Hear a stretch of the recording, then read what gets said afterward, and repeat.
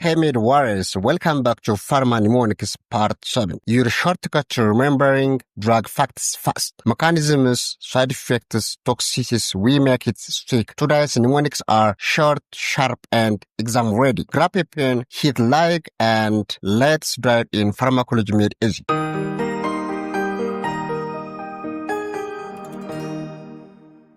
The first one, inhaled anesthetics. Mnemonic, Halotenus Sevo deserves ISO. H represents halotene, S represents sevoflurane, D represents desflurane, I represents isoflurane. መጀመሪያው በትንፋሽ የሚወሰዱ ማደንዘዣ ኦር ሰመመን መድኃኒቶች ናቸው።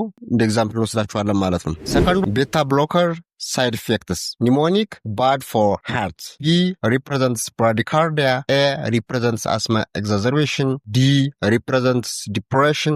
F represents fatigue. O represents orthostatic hypotension. R represents respiratory depression. H represents heart block or atrioventricular block. E represents erectile dysfunction. A represents anxiety, especially withdrawal. R represents Raynaud's phenomenon. T represents tiredness. ሁለተኛ ደግሞ ቤታ ብሎከር የሚያመጣቸው ሳይድ ኢፌክቶች ናቸው። ከነምስት እንግዲህ አንደኛው ብራዲካርዲያ ነው ብለናል። ይሄኛው ማለት የልብ ምታችን በጣም ዝቅ ሲል ነው። ሁለተኛ ደግሞ አስም ታማሚዎች ላይ ሊያበብስ ይችላል። ይሄኛው በስፔሻሊ ነን ሰሌክቲቭ ቤታ ብሎከርስ የምንላቸው። ሌላኛው ደግሞ ዲፕሬሽን ሊመጣ ይችላል። ድካም፣ ኦርቶስታቲክ ሃይፖቴንሽን፣ አንድ ሰው ተቀምጦ ቆይቶ ሲነሳ የማዞር ስሜት ሊኖረው፣ ይሄኛውም ኦርቶስታቲክ ሃይፖቴንሽን ነው አለ ማለት ነው። ሌላኛው እንግዲህ ሪስፓራቶሪ ዲፕሬሽን ነው። ይሄኛው ቅድም እንዳልነው በተለይ ስፔሻሊ ቤታ ቱ ብሎከርስ የምንላቸው ያመጣሉ። ሌላኛው ሃርት ብሎክስ ነው። ከሚገባው በላይ የልብ ምትን ወይም ደግሞ ካርዲያክ ሪትም ዝቅ በማድረግ እኛው እንዲከሰት ያደርጋሉ። ሌላኛው ኢሬክታይል ዲስፋንክሽን ነው። እኛውም ሲኤንኤስ ላይ በሚያሳዩት ኢፌክት እኛው ሊከሰት ይችላል። ሌላኛው መድኃኒቱ በሚቋረጥበት ጊዜ ጭንቀት ሶሚና የምንላቸው ሊከሰቱ ይችላሉ። ሌላኛው ራይናውድስ ፌኖሜኖን የምንለው ነው። ስሞል አርተሪዎችና አርተሪዎችን ኮንስትሪክት በማድረግ የሚከሰት ነው። ሌላኛው ታይርድነስ ነው። እኛውም እንደዚሁ ድካም ያመጣሉ ማለት ነው። እነዚህ ቤታ ብሎከር የሚያመጧቸው የጎንዮሽ ጉዳቶች ናቸው። ሰርድ ድራግስ ዛት ኮዝ ጂንጊቫል ሃይፐርፕላዥያ mnemonic, phenytoin, cyclosporine, and calcium channel blockers. P represents phenytoin, C represents cyclosporine, C represents calcium channel blockers. ጂንጊቫል ሃይፐርፕላዥያ ማለት የጥርስ ስጋ ላረል ቲሹ ከሚገባው በላይ በማደግ የጥርስ ክፍሎችን እየሸፈነ የሚሄድ ነው ማለት ነው። ከነዚህ ውስጥ እንግዲህ አንደኛው ፌንቶይን ነው። ሁለተኛው ደግሞ ሳይክሎፎስማይድ ነው። ሶስተኛው ካልሲየም ቻናል ብሎከርስ ስፔሻሊ ኒፍዲፒን የምንለው ከፍተኛም ሚና ይይዛል ማለት ነው። ከዚህ ውስጥ ሶስቱ ሌሎችም አሉ። እነዚህ ሜይንሊ ያነሳናቸው እንጂ በጣም ብዙ መድኃኒቶች አሉ። Anticoagulant reversal agents. Mnemonic, the 4 P's. P represents protamine, antidote of heparin. Second one, P represents vitamin K for warfarin. P represents prothrombin complex concentrates for major bleeding. Fourth P, platelet transfusion for direct oral anticoagulants like rivaroxaban. Anticoagulant reversal agent anticoagulant እየሰጠን ኦቨርዶዝ የሚከሰትበት ሰዓት እንደ አንቲዶት ወይም ደግሞ እንደ ማርከሻ የምንጠቀምባቸው ነው። ለምሳሌ ሄፓሪን እየሰራን ሰው ኦቨርዶዝ ከሆነበት ፕሮታሚን በመውሰድ የሄፓሪን የጎንዮሽ ጉዳት እንቀንሳለን ማለት ነው። እኛ ደግሞ ፌንቶናይድስ ወይም ደግሞ ቫይታሚን ኬ ብለን የምንጠራው ደግሞ ዋርፋሪን ኦቨርዶዝ ውስጥ ወይም ደግሞ ብሊዲንግ በሚመጣበት ሰዓት ቫይታሚን ኬ በመስጠት ሪቨርስ እናደርጋለን። ያው ፕሮትሮምቢን ኮምፕሌክስ ኮንሰንትሬትስ የምንላቸው እንደዚህ ደግሞ የተለያዩ የክሎቲንግ ፋክተሮች አሉ። እነሱም በአንድ ላይ ኮምባይን አድርጎ የያዘ ሲሆን ከፍተኛ የደም መፍሰስ ካለ እነዚህ መድኃኒት በመስጠት እንደ አንቲዶት እንጠቀማለን። ሌላኛው ደግሞ ዳይሬክት ኦራል አንቲኮጉላንት እየወሰደ ከፍተኛ የሆነ ደም መፍሰስ ካለ በዚህ ምክንያት ከሆነ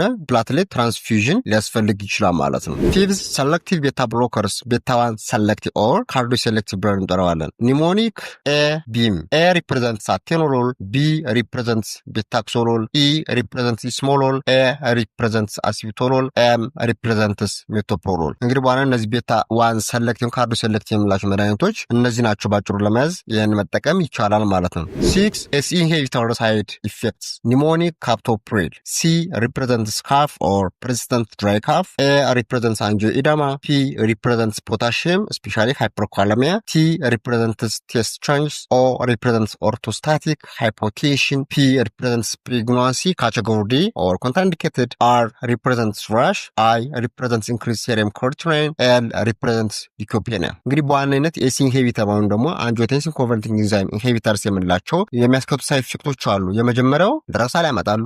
አንጂኦኢደማ ከንፈር አካባቢ የእብጠት ሙቀት ያመጣል። ሌላኛው ደግሞ የፖታሽየም ሌቭሉን መጠን ከፍ ያደርጋል። አፍ ውስጥ ቴስት ቀየር ይችላል። ሌላኛው ደግሞ አንድ ሰው ተቀምጦ ቆይቶ ሲነሳ የማዞር ስሜት ምናምን ብዥታ ምናምን ሊያመጣ ይችላል። ሌላኛው ነፍሰ ጡር እናቶች ፈጽሞ አይሰጥም። ሌላኛው ደግሞ ሰውነታችን ለማሳከክ ባህሪ ሊያመጣ ይችላል። ሌላኛው የሴረም ክሬቲናይን ሌቭሉን ከፍ ያደርጋል። ሌላኛው ደግሞ የዋይት ብለድ ሴል መጠን ዝቅ ሊያደርግ ይችላል ማለት ነው። 7 diuretics and their effects. Mnemonic: the loop is big on potassium loss. Loop diuretics: furosemide, bumetanide, potassium wasting. Thiazide diuretics: hydrochlorothiazide, also potassium wasting. Potassium sparing diuretics: spironolactone or amiloride, potassium saving. እንግዲህኛው ዳይሬቲክስ እነዚህ ኢፌክትስ የምንላቸው ደግሞ በዋነኝነት የሉፕ ዳይሬቲክስ የምንለው ፖታሺየም እንዲወገድ ያደርጋል። thiazide ዳይሬቲክስም እንደዚሁ ፖታሺየም እንዲወገድ ያደርጋል። ፖታሺየም ስፓሪንግ ዳይሬቲክስ የምንለው ደግሞ የበለጠ ፖታሺየም ሌቭልን ከፍ እንዲል ያደርጋል ማለት ነው። ብዙ ጊዜ አንዳንድ ኬዞች ላይ አይታችሁ ከሆነ ፖታሺየም ስፓይሪንግ ዳይሬቲክስ እና ሉፕ ዳይሬቲክስ ለምሳሌ ፍሮሴማይድ ዊዝ ስፓይሮላክቶን የምንሰጥበት ኮንዲሽን አለ። የኛው ምንድነው የፖታሺየም ሌቭልን ሜንቴን ለማድረግ አንድ ጥቅም ነው ማለት ነው። ኮምፔር ማድረጋችን አይት ስታቲን ሳይድ ኢፌክትስ ኒሞኒክ ኤችኤምጂ ኮኤንዛይም ኤ ሪዳክቴዝ ኢንሂቢተርስ ኒሞኒክ ሊቨር ኤል ሪፕሬዘንትስ ሊቨር ቶክሲሲቲ ስፔሻሊ ኤሌቬትድ ኤልኤፍቲስ ኦር ሊቨር ፋንክሽን ቴስትስ አይ ሪፕሬዘንትስ ኢንክሪዝድ ክሬቲናይን ካይኔዝ ራቢዶሞላይሲስ ቪ ሪፕሬዘንትስ visual disturbance, E represents elevation of blood sugar, diabetic risk, R represents rash or less common. Statin side effects የምንላቸው አንደኛው ሊቨር ቶክሲሲቲ ያመጣል። ሊቨር ፋንክሽን የሚሰራበት ሰው ሁሉ ከፍ እንዲሉ ያደርጋል። አንደኛው ክሬቲናይን ካይኔዙ ከፍ እንዲሉ ያደርጋል።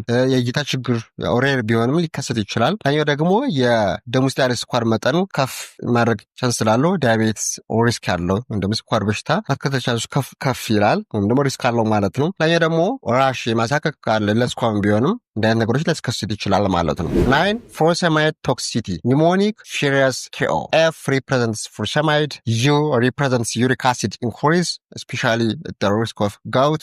R represents oral toxicity, I represents increased thirst or dehydration, O represents ototoxicity or hearing loss, U represents urine irritation, S represents sulfur drug. furosemide toxicity የምላቸው እንግዲህ አንደኛው የዩሪክ አሲድ ሌቭልን ከፍ በማድረግ ጋውት ሪህ ያለበትን ሰው ሊያበብስ ይችላል። ላኛው ኦራል ቶክሲሲቲ ያመጣል። ይሄ ደግሞ ከፍተኛ የሆነ ፈሳሽ ስለሚያስወጣ ዳይሬክሽን ሊከሰት ይችላል። ደግሞ መጠማትም ሊያመጣ ይችላል። ይሄ ደግሞ የመስማት ችግርም ሊያስከሰት ይችላል። ይሄ ደግሞ ዩራይን ኢሪቴሽን የምንለው ደግሞ አንድ ሰው በደንብ ይሄ ብላደር ላይ ያለው ሽንት አለመውጣት ችግር ሊከሰት ይችላል። እንግዲህ ኤስ ሪፕሬዘንት ናጋት ደግሞ የሳልፋር ድራግስ የምንላቸው እንደዚህ ሳልፋር ድራግስ ደግሞ ብዙ ጊዜ ለአለርጂክ ሪአክሽን ያጋልጡናል ማለት ነው። ትራንስ H2 blockers pneumonic cimetidine and friends. C represents cimetidine, R represents ranitidine, F represents famotidine, N represents nizantrudine. እንግዲህ እነዚህ H2 blockers የምላቸው መድኃኒቶች እነዚህ ናቸው ማለት ነው። And finally, powering through mnemonics and